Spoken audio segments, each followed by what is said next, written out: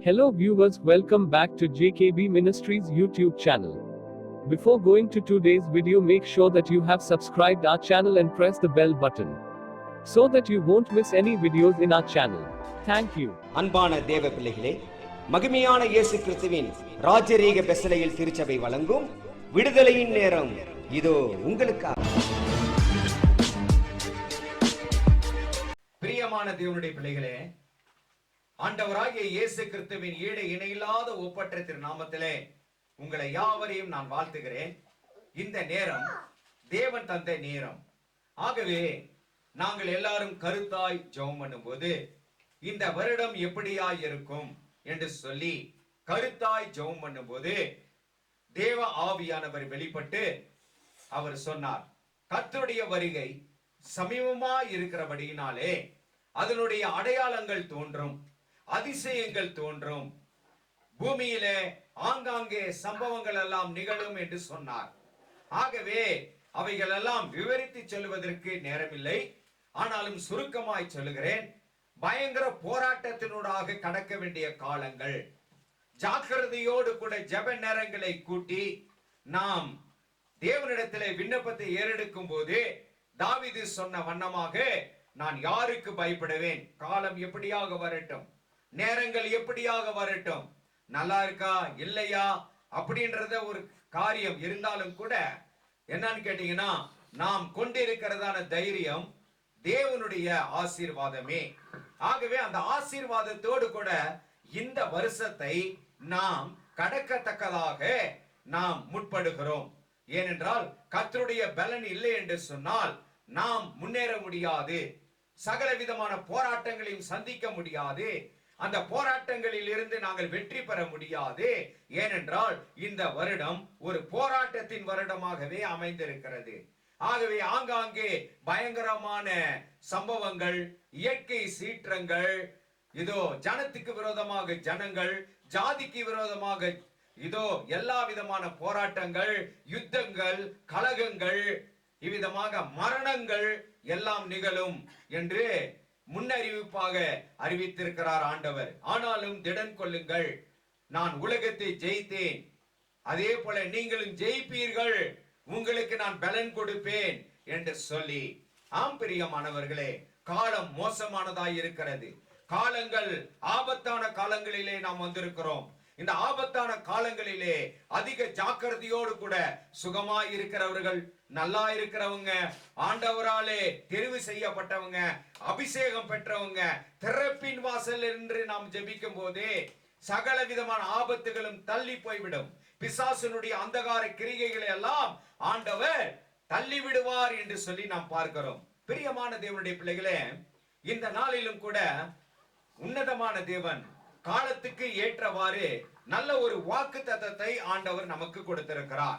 ஆகவே இந்த செய்திக்கு நல்ல ஒரு தலைப்பாக தேவனும் ஆட்டுக்குட்டியானவருமாய் இருக்கிற தேவ சிங்காசனத்திலிருந்து நமக்கு தேவ செய்தியாக, செய்தியின் தலைப்பாக பார்க்கும்போது கர்த்தர் நமக்காக யுத்தம் செய்வார் என்கிறதான ஒரு நல்ல ஒரு தேவ செய்தியை நமக்கு முதலாவதாக கொடுக்கிறார். இந்த தேவ செய்தி நமக்கு தைரியமும் மன நிம்மதியையும் இதோ சோர்ந்து போகாமல் இருக்கத்தக்கதாக நல்ல ஒரு ஆறுதல் கிடைக்கத்தக்கதான தேவ செய்தியாகும். தேவ திருச்சபையிலே இரவு நேர ஜெபத்திலே நாங்க காத்திருந்து வாக்கு தத்தங்கள் ஒவ்வொருக்காய் எடுக்கும் போது நல்ல ஒரு வாக்கு தத்தத்தை அருமையான லீதியால் என்று சொல்லப்படுகிறதான அருமையான குமாரத்திக்காய் கிடைத்த வாக்கு தத்தம். இந்த வாக்கு தத்தத்தை நாம் மையமாக வைத்து நாம் யாவருக்கும் பிரயோஜனம் உள்ள வாக்கு தத்தமாக, உலகத்திற்கே பிரயோஜனம் உள்ள வாக்கு தத்தமாக இது அமைந்திருக்கிறபடியினாலே இது ஒரு நல்ல செய்தியை இட என்று சொல்லி தேவ ஆவியானவர் விளம்பினபடியினாலே நாம் இங்கு தேவ செய்தியை கொடுக்கவும் இதை கேட்கவும் அமர்ந்திருக்கிறோம். கருத்தாய் கேளுங்க, தேவ ஆசீர்வாதம் கிடைக்கும். பிரியமானவர்களே, இந்த பூமி ஒரு எப்படிப்பட்ட பூமி என்று சொல்லி பார்க்கும்போது மரண தேசம். இந்த பூமிக்கு ஒரு நாமம் உண்டு, அதுதான் மரண தேசம் என்று சொல்லி பார்க்கிறோம். இந்த மரண தேசம் என்கிறதான இந்த பூமி இவ்விதமாக இது முழுக்க முழுக்க முழுக்க முழுக்க எப்படியா இருக்கிறது தெரியுமா? இது ஒரு யுத்த களமான பூமியாக இருக்கிறது. யுத்த களம் என்று சொல்வார்கள். ஆகவே அந்த யுத்த களத்திலே படபடப்பு தோன்றும், யுத்த களத்திலே திகில் உண்டாகும், யுத்த களத்திலே முறுமுறுப்பு உண்டாகும், யுத்த களத்திலே இதோ பயமுறுத்துகிறதான காரியம் உண்டாகும், யுத்த களத்திலே பயங்கரமான ஒரு போர் சத்தங்களும் மரண சத்தங்களும் உண்டாகத்தக்கதான பயங்கரமான இடம்தான் யுத்த களம். இன்னைக்கும் பாருங்க, எங்க பார்த்தாலும் விபத்துகள், ஐயோ ஐயோ என்கிறதான கூக்குரல். ஹாஸ்பிட்டலுக்கு நம்ம சுகத்துக்காய் போனா அங்கே ஒருவர் மரித்து வரும்போது ஐயோ என்று சொல்லி மாரடித்து கொண்டு வருகிறதான ஒரு சூழ்நிலை பார்க்கிறோம். ரோட்ல போகும்போது நம்ம பக்கத்திலேயே ஆக்சிடென்ட் ஆகி இதோ கால்கள் எல்லாம் துடித்து இந்த மாதிரி ஓடுகிறதான வாகனங்கள் சரீரத்தின் மேலே ஏறி மரணம் சம்பவிக்கிறதான ஒரு சூழ்நிலை. வீட்டுக்குள்ளார பாத்தீங்கன்னா கலகங்கள், சண்டைகள், பொறுமை இல்லாத ஒரு சூழ்நிலை, சமாதானம் இல்லாத ஒரு சூழ்நிலை எல்லாம் நிகழ்ந்து கொண்டிருக்கிறது. எங்கு பார்த்தாலும் சமாதானம் இல்லை, எங்கு பார்த்தாலும் இதோ ஒரு நிம்மதி இல்லாத ஒரு உலகம். ஆகவேதான் இந்த பூமியினுடைய காரியங்களிலே பார்க்கும்போது, நமக்கு கொடுக்கப்பட்ட ஆயுசு நாட்களிலே பார்க்கும்போது இவ்விதமாக கலகங்களும் யுத்தங்களும் பலவிதமான சோகங்களும் போராட்டங்களும் நிகழ்ந்ததான வாழ்க்கையா இருக்கிறபடினாலே இந்த பூமி முழுக்க முழுக்க யுத்த களமாகவே இருக்கிறது என்று சொல்லப்படுகிறது. ஆகவேதான் தேவன் சொன்னார், இந்த பூமியிலே யுத்தங்கள் உண்டு, இந்த பூமியிலே போராட்டங்கள் உண்டு, இந்த பூமியிலே பயங்கரமான மரண உபாதிகள் எல்லாம் உண்டு என்று சொல்லி கர்த்தருடைய வருகைக்கு முன்னதாக என்ன நடக்கும் என்று சொல்லி வைத்திருக்கிறார். அதை வேண்டுமென்றாலும் வாசிக்கலாம். மத்தேயு 24வது அதிகாரம் 6வது வசனத்தை வாசித்து பாருங்கள். யுத்தங்களையும் யுத்தங்களின் செய்திகளையும் கேள்விப்படுவீர்கள், கலங்காதபடி எச்சரிக்கையாய் இருங்கள். இவைகள் எல்லாம் சம்பவிக்க வேண்டியது, ஆனாலும் முடிவு உடனே வராது. ஆனாலும் முடிவு உடனே வராது. இந்த காரியங்கள் எல்லாம் சம்பவிக்கப்படும் என்று எழுதப்பட்டிருக்கிறது. இரண்டாவது காரியமாக யுத்த களத்தில் மாட்டிக்கொள்ளுகிறவன் என்கிறதான காரியம். யுத்த களத்திலே மாட்டிக்கொள்கிறவன் பயங்கரமான அவதிப்படுவான், பயங்கரமான வேதனைப்படுவான் என்று சொல்லப்படுகிறது. அது எப்படி என்றால், யுத்த களத்திலே மாட்டிக்கொள்கிறவர்கள் யாரெல்லாம் தெரியுமா? ஆசீர்வாதம் இல்லாமல் போகும்போது, தேவ ஆசீர்வாதம் தடைப்படும் போது பற்றாக்குறை வருகிறது. பற்றாக்குறை வரும்போது என்ன நடக்கிறது? கடன் பிரச்சனை உண்டாகிறது. இது முதலாவது காரியம். இரண்டாவதாக, வாலிப வயதிலே வரும் ஆசை இச்சைகளுக்கு வாலிபர்கள் அடிமைப்பட்டு இவ்விதமாக பலவிதமான பாவங்களோடு கூட அவர்கள் இறங்கும் போது அந்த வாழ்க்கை சமாதானமாய் முடியாது. அது மிகவும் போராட்டமான ஒரு சூழ்நிலையிலே கொண்டு வந்து முடிந்து விடும். பாவத்தின் சம்பளம் மரணம் என்பார்கள். எதை விதைத்தாயோ அது அறுப்பாய் என்று சொல்லப்பட்டிருக்கிறது. ஆகவேதான் பாவத்தோடு கூட வாழ்கிறதான வாழ்க்கை அது பயங்கரமான ஒரு போராட்டமான ஒரு வாழ்க்கை என்று சொல்லப்படுகிறது. இந்த நிலையிலே மூன்றாவதாக பார்க்கும்போது, வயதின் மூப்பின் காரணமாக பலவிதமான நடுக்கங்கள், பலவிதமான நோய் நொடிகள் அந்த சமயத்துல எப்படி இருக்கும் தெரியுமா? ஆண்டவர் நியமித்ததான ஆயுசு நாட்கள் 70, பலத்தின் மிகுதியால் 80, அதுக்கு மேல போகும்போது வருத்தமும் சஞ்சலமுமே என்று எழுதப்பட்டிருக்கிறது. அது ஒரு போராட்டமான ஒரு காரியம். வயதான காலத்திலே இதோ போராடி தன் ஜீவனை விடுகிறதான காரியம் அநேக பேரை பார்க்கிறோம். இதைத்தான் வேதத்தில் எழுதப்பட்டிருக்கிறது. மனுஷனுடைய வாழ்நாட்கள் குறுகினதும் சஞ்சலம் உள்ளதுமாய் இருக்கிறது. அது 70 வருஷத்துக்கு மேல 80 வருஷத்துக்கு மேல பலன் குன்றி போகும்போது, பலன் இல்லாமல் போகும்போது நோய் நொடிகள் எல்லாம் வந்து மிகவும் வேதனையாம். அது எப்படிப்பட்ட நேரமாய் இருக்கும் தெரியுமா? வாசித்து பாருங்கள். சங்கீதத்திலே 90:10 வாசிக்கிறோம். சங்கீத பகுதி 90:10. எங்கள் ஆயுசு நாட்கள் 70 வருஷம், பலத்தின் மிகுதியால் 80 வருஷமாய் இருந்தாலும் அதன் மேன்மையானது வருத்தமும் சஞ்சலமே. அது சீக்கிரமாய் கடந்து போகிறது, நாங்களும் பறந்து போகிறோம். பாத்தீங்களா? அது மிகவும் வருத்தமும் சஞ்சலமுமே என்று எழுதப்பட்டிருக்கிறது பிரியமானவர்களே. அடுத்தது பார்த்தீங்கன்னா, துன்மார்க்கமாய் நடக்கும் சமயத்தில் வாழ்க்கையிலே பயங்கரமான போராட்டம். எப்படி போராட்டம்? துன்மார்க்கமான ஒரு ஜீவியம். அந்த துன்மார்க்கமான ஜீவியத்துல போகும்போது அதனுடைய முடிவு எப்படி இருக்கும் தெரியுமா? பசி, நிர்வாணம், ஒரு கேவலமான ஒரு சூழ்நிலையிலே தள்ளப்படுகிற காரியம்.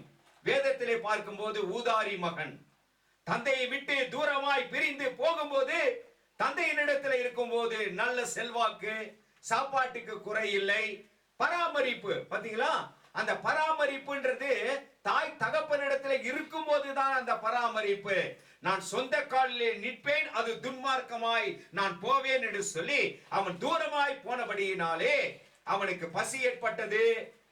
இதோ அவன் நிர்வாணமாக மாற்றப்பட்டான். அவனுடைய ஆடைகள் மிகவும் சரீரம் எல்லாம் நாற்றம் எடுத்து. பிரியமானவர்களே, இப்படியாய் வேதம் சொல்லுகிறது. ஆச்சுங்களா? துன்மார்க்கமான ஜீவியம் எங்க கொண்டு போய் விட்டுவிடும்? ஒரு மோசமான சூழ்நிலையிலே கொண்டு போய் விட்டுவிடும். அப்பொழுது கதறுகிறான், என் தந்தையினிடத்திலே நல்லா இருந்தேனே. பாருங்க, அதுதான் நம்ம வாழ்க்கையில ஒரு தாய் தகப்பனிடத்துல வாலிபர்கள் அறிந்து கொள்ள வேண்டிய செய்தி. நம்முடைய தாய் தகப்பனுடைய பராமரிப்புல இருக்கும் போது நமக்கு போராட்டம் இல்லை, நமக்கு எந்த கவலை இல்லை. படிக்கணும், அவ்வளவுதான். வெறும் படிக்கணும், நம்ம பரீட்சை எழுதணும், அவ்வளவுதான். ஆனா தாய் தகப்பனிடத்துல இருந்து நான் சொந்த காலில் போகிறேன்னு சொல்லி வெளியே வரும்போது, அப்பொழுதுதான் நமக்கு அதிகமான போராட்டங்கள் உண்டு என்று சொல்லி பார்க்கிறோம். ஆச்சுங்களா? அதுக்கப்புறம் பாத்தீங்கன்னாக்கா, இதோ கல்வர்கள் கையிலே அகப்பட்ட சூழ்நிலை. இன்னைக்கு பாத்தீங்கன்னா ரோட்ல தனித்தனியா போறாங்க, கார்ல போறாங்க, இவ்விதமாக அந்த இடத்துல நிறுத்துறாங்க, கல்வர்கள் ஓடி வராங்க, அடிக்கிறாங்க, அவங்க வாகனத்தை எல்லாம் உடைமைகள் எல்லாம் எடுத்துட்டு போறது மாத்திரம் இல்ல, இதோ காயப்படுத்தி விட்டு போறாங்க. அந்த இடத்துல யாருமே இல்லைன்னு சொன்னா உயிருக்கு கூட ஆபத்து வருகிறதான சூழ்நிலை. இதே சம்பவம் பைபிள்ல இருக்கு. என்னன்னா, ஒரு போகும்போது என்னன்னா, கல்வர்கள் கையிலே மாட்டி விட்டு குத்துயிராய் கொலையுயிராய் கிடக்கும் போது காயப்படுத்தி விட்டு போய்விட்டார்களாம். குத்துயிராய் கொலையுயிராய் இருக்கும் போது ஆசாரியன் போகிறான், அவன் போயிட்டான். ஒரு லேவியன் போகிறான், அவனும் போய்விட்டான். ஆனால் நல்ல சமாரியனோ அந்த இடத்துல வந்து அந்த போராட்டமான ஒரு நேரத்துல உயிருக்கு மரண போராட்டம், அந்த மரண போராட்டமான அந்த சூழ்நிலையிலே நல்ல சமாரியனாய் வந்து இத காயத்தை கட்டி ஆற்றி சுய வாகனத்தில் ஏற்றி சத்திரத்திலே கொண்டு போய் விட்டார். அந்த மாதிரி ஒரு உதவி அந்த போராட்டத்தின் மத்தியிலே, மரண படுக்கையின் நிமித்திலே, அந்த போராட்டத்தின் மத்தியிலே ஆண்டவர் நல்ல சமாரியனாய் வந்தால் எவ்வளவு மேன்மை இல்லைங்களா? அந்த போராட்டம் பயங்கரமான போராட்டம். ஒருவேளை அந்த சமாரியன் வரவில்லை என்றால் அவன் மரித்திருப்பான், துடித்து செத்திருப்பான் என்றே சொல்லப்படுகிறது. வேண்டுமானாலும் அந்த வசனத்தை நீங்கள் வாசித்து பார்க்கலாம். லூக்கா 10வது அதிகாரம் 33-34 வசனங்கள். பின்பு சமாரியன் ஒருவன் பிரயாணமாய் வருகையில் அவனை கண்டு மனதுருகி கிட்ட வந்து அவனுடைய காயங்களில் எண்ணெயும் திராட்சை ரசமும் வார்த்து காயங்களை கட்டி அவனை தன் சுய வாகனத்தின் மேல் ஏற்றி சத்தனத்துக்கு கொண்டு போய் அவனை பராமரித்தான். பார்த்தீர்களா?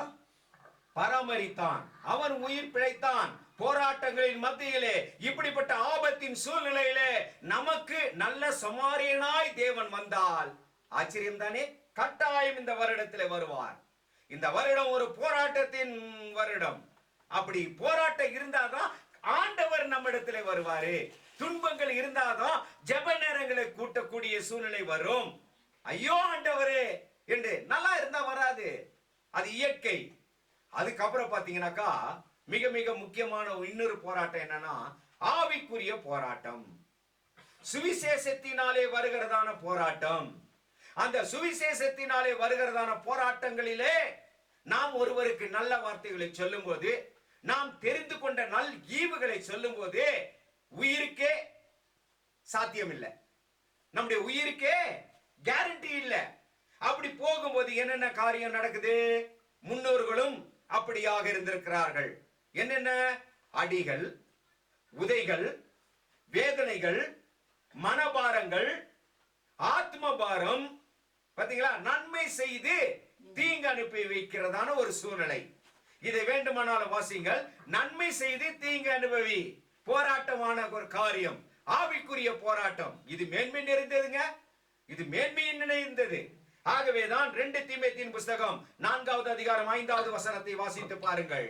நீயோ எல்லாவற்றிலும் மனத்தெளிவுமாய் இரு, தீங்கு அனுபவி, சுவிசேஷகனுடைய வேலை செய், உன் ஊழியத்தை நிறைவேற்று. பாத்தீங்களா? ஊழியத்தை நிறைவேற்று, அதற்கு தீங்கு அனுபவி என்று ஆண்டவர் சொல்றார். ஆகவே ஊழியத்திற்கு இறங்கிட்டா என்னன்னா தீங்கு அனுபவிச்சே ஆகணும். அதை கண்டு பயந்து பின்வாங்கி போக கூடாது. உயிரை பணயம் வைத்தவர்கள் நிறைய பேரு, வாளால் அறுபட்டவர்கள், வேதனைப்பட்டவர்கள், பசியாய் கிடைக்கப்பட்டவர்கள், காவலிலே அடைக்கப்பட்டவர்கள், சிங்கத்திற்கு இரையாக்கப்பட்டவர்கள். பாத்தீங்களா? அடிகள், உதைகள், இருட்டறைகள், பஞ்சம், பசி, இவ்விதமான ஒரு காரியத்தினூடாக தான் தேவனுடைய ஊழியத்தை செய்ய வேண்டும். இது ஒரு பயங்கரமான ஒரு போராட்டம், பயங்கரமான ஒரு போராட்டம். ஆகவே கர்த்தர் நம்மை திடப்படுத்துகிறார், உறுதிப்படுத்துகிறார். ஆகவேதான் இதோ நல்ல போராட்டத்தை போராடுவதிலே நாம் ஸ்திரம்பட்டவர்களாய் காணப்பட வேண்டும். ஆகவே தான் பவுலாகிய அப்போஸ்தலன் ஊழியத்தின் நிமித்தமாய் போராடும் போது யுத்த களமாகிய இந்த பூமியிலே சொன்னார், நல்ல போராட்டத்தை போராடினேன், ஓட்டத்தை முடித்தேன். அந்த வசனத்தை சொல்லி வாசியுங்கள். 2 தீமோத்தேயுவின் புஸ்தகம் 4:7.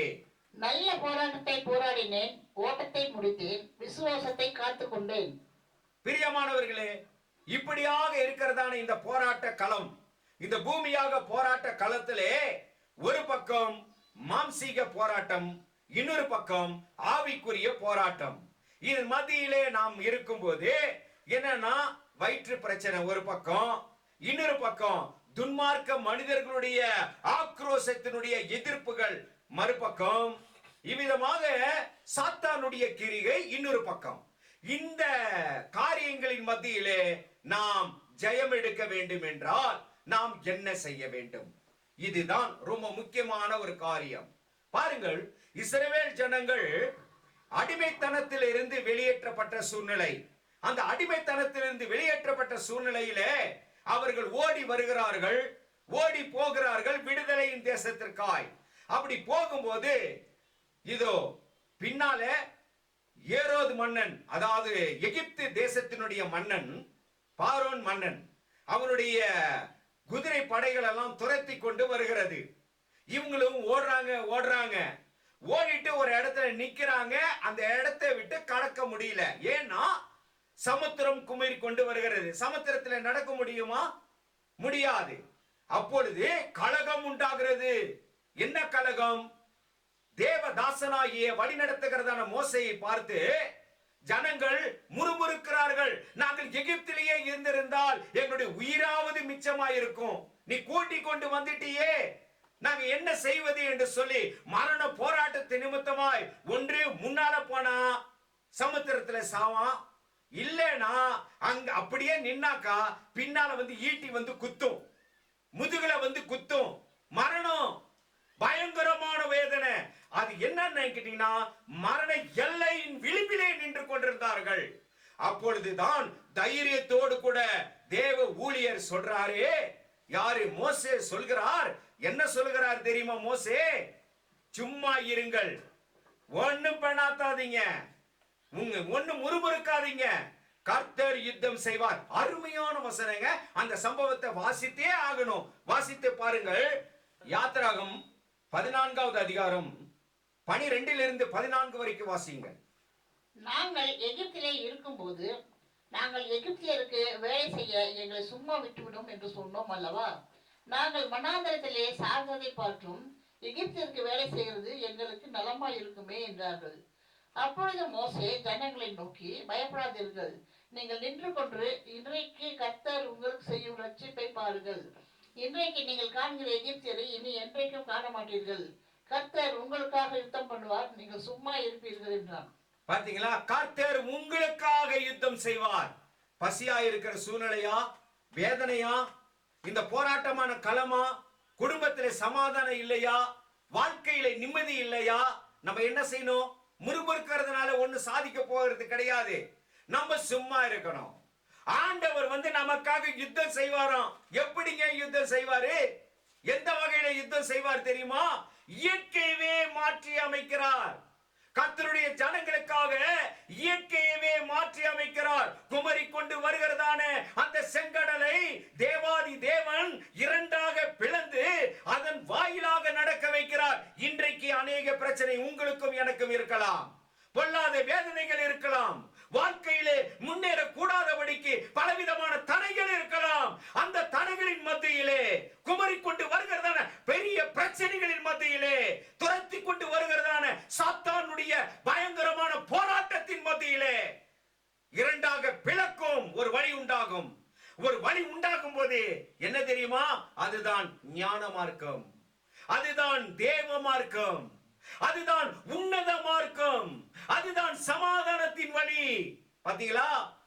அந்த பிரிந்திருக்கத்தக்கதான ஜலத்தை, சமுத்திரத்தை மதிலாக நிறுத்தி வட்டாந்தரை, வெறும் வெட்டாந்தரையில நடக்கிறது போல தேவன் மிதிக்க வைத்து ஞான மார்க்கம், அதுல இருக்கிறதான ஒரு ஞான மார்க்கத்தின் வாயிலாக நடக்க வைப்பார். அல்லேலூயா!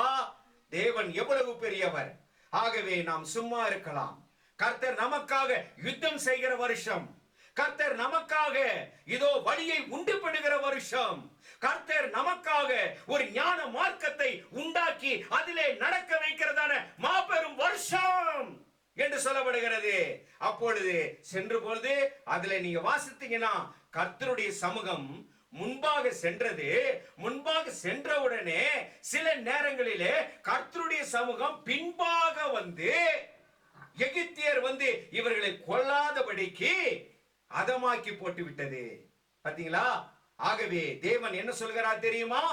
அவர் நமக்காக யுத்தம் செய்யும் போது முன்பாகவும் பாதுகாப்பு, பின்பாகவும் பாதுகாப்பு. பின்பாக யார் வரா? சாத்தான் நம்மளை துரத்துறான், அவனிடத்தில் இருந்து நமக்கு பாதுகாப்பு. முன்பாக என்ன வருது? நம்முடைய வாழ்க்கையிலே பிரச்சனைகள், வாழ்க்கையிலே போராட்டங்கள், வாழ்க்கையில பலவிதமான சோகங்கள், முன்னேற கூடாத இருக்கிறதான தடைகள், அவைகள் எல்லாம் விலக்குவார் தேவன். பாத்தீங்களா? சாத்தான் கையில் இருந்தும் விலக்குவார். நமக்கு நேரிடுகிறதான முன்னால் இருக்கிற தடைகள், அந்த தடைகளையும் இரண்டாக பிளக்க செய்து நம்மை வழிநடத்துகிற தேவன் உன்னதமான தேவன். ஆகவேதான் இவைகள் எல்லாம் இருக்கும்போது உலகத்திலே உங்களுக்கு துன்பம் உண்டு, உலகத்திலே உங்களுக்கு துயரங்கள் உண்டு, ஆனாலும் நீங்கள் கலங்காதிருங்கள், நீங்கள் பயப்படாதிருங்கள் என்று ஆண்டவர் சொல்கிறார். அருமையான வசனம், நம்மை தேற்றுகிற வசனம், நம்மை காப்பாற்றுகிற வசனம், நம்மை தைரியப்படுத்துகிற வசனத்தை தேவகுமாரனே சொல்லுகிறார். பாருங்கள், யோவான் 16:33. என்னிடத்தில் உங்களுக்கு சமாதானம் உண்டாயிருக்கும் பொருட்டு இவைகளை உங்களுக்கு சொன்னேன். உலகத்தில் உங்களுக்கு உபத்திரவம் உண்டு, ஆனாலும் திடன் கொள்ளுங்கள், நான் உலகத்தை ஜெயித்தேன் என்றார். உலகத்தை நான் ஜெயித்தேன் என்றார். அப்படின்னா ஆண்டவர் நமக்காக யுத்தம் செய்யும் போது நாமும் என்னன்னா, ஆண்டவர் யுத்தம் செய்வாரு, தேவன் யுத்தம் செய்வாரு அப்படின்னு அமர்ந்திருக்கலாமா? நாமும் சவதரிக்க வேண்டும். யுத்த காலத்தில் நிக்கிறவனுக்கு பாதுகாப்பாக என்னன்னா போர் ஆயுதங்கள் வேண்டும். யுத்த காலத்தில் நின்னுட்டோம், கர்த்தர் சும்மா இருங்க, உங்களுக்காக யுத்தம் செய்வார் சொல்லிட்டாரு. ஆனாலும் நாமும் என்ன செய்ய வேண்டும்? அங்கே யுத்த களத்தில் நிற்கிறதான நாம் என்னன்னா யுத்த ஆயுதங்களை பெற வேண்டும். ஆயுதங்களை பெறவிட்டு தைரியமாய் நிற்க வேண்டும். அதுதான் எபேசியரின் புஸ்தகம் 6வது அதிகாரம் 12வது வசனத்தை வாசித்து பாருங்கள். ஏனெனில் மாம்சத்தோடும் இரத்தத்தோடும் அல்ல, துரைதனங்களோடும் அதிகாரங்களோடும் இப்பிரபஞ்சத்தின் அந்தகார லோகாதிபதிகளோடும் வான மண்டலங்களில் பொல்லாத ஆவிகளின் சேனைகளோடும் நமக்கு போராட்டம் உண்டு. இதுதாங்க இந்த யுத்த களமாகிய இந்த பூமியில இருந்து வெற்றி பெற வேண்டும் என்றால் குறிப்பாக 3 காரியம் அவசியம். இதை எழுதி வைத்துக் கொள்ளுங்கள். ஏன்னா சும்மா நம்ம இந்த காதுல வாங்கினா இந்த காதுல விட்டுருவோம். ஒரு சில பேர் செய்தியை கேட்பாங்க, அடுத்த வாரம் என்னப்பா செய்தினா மறந்துடும். அதனாலதான் நாங்கெல்லாம் பைபிள் ஸ்டடி எடுக்கும் போது நோட்ஸ் எடுப்போம். ஆக்சுவலா ஒரு வேத பாடத்துல இருக்கும்போது என்னன்னு கேட்டீங்கன்னா நோட்ஸ் எடுத்து நம்ம எழுதி வச்சு அதை திரும்பி திரும்பி படிக்கும் போது தான் நம்முடைய நினைவு வரும். ஏன்னா நம்முடைய மூளை எல்லாம் குறுகினது. இன்னைக்கு கேட்போம், நாளைக்கு மறந்துடுவோம். போன வாரம் கேட்ட செய்தி என்னன்னா இந்த வாரம் தெரியாது. அப்படின்னா இந்த செய்திகள் எல்லாம் இந்த காதில வாங்கி இந்த காதில விடுகிற செய்தி அல்ல. இது பரலோக ராஜ்யத்திலே போகிற வரைக்கும் நம்முடைய வாழ்க்கையை காப்பாற்றுகிற செய்தி, நம்மை ஜெயிக்க வைக்கிற செய்தி, நம்மை விடுதலையாக்குற விடுதலையின் செய்தி. அப்படியாக இருக்கும்போது கருத்தாய் இந்த தேவ செய்தியை கேட்கும் போது எழுதி வைத்துக் கொள்ளுங்கள். அப்பொழுதுதான் காரியம். 3 காரியத்தை எழுதி வைத்துக் கொள்ளுங்கள். அதிலே ஒன்று சர்வாயுத வர்க்கம். பாத்தீங்களா, நாம் வெற்றி பெற வேண்டும் என்றால் சர்வாயுத வர்க்கம். 2வது காரியம் ஞானம் வேண்டும். 3வது காரியம் விவேகம் வேண்டும். இந்த 3 காரியம் இருந்தால் இதோ இந்த யுத்த களத்தில் இருந்து நம்மை நாமே காப்பாற்றிக் கொள்ளலாம். அருமையான செய்தி அல்லவா? தேவன் கொடுத்த செய்தி அல்லவா? எத்தனை பிரயோஜனம் பார்த்தீங்களா? ஆகவே இந்த வருஷத்துல நமக்கு கொடுத்த வாக்குத்தத்தம் அது மேலான வாக்குத்தத்தம். நமக்கு மாத்திரம் சொந்தம் அல்ல, எல்லாருக்குமே வேதம் சொந்தம், எல்லாருக்குமே வாக்கு சொந்தம், எல்லாருக்குமே வாக்குத்தத்தம் சொந்தம். வாக்குத்தத்தம் கொடுத்தவர் வாக்கு மாறாமல் நம்மை காப்பார். இதற்காக உங்களையும் என்னையும் கர்த்தர் தாமே ஆசீர்வதித்து இதோ கர்த்தர் யுத்தம் செய்வார் என்கிறதான ஆசீர்வாதத்தோடு கூட தேவனாய் கர்த்தர் நம்மை உறுதிப்படுத்தி நாம் யாவரையும் காப்பாராக. ஆமென்.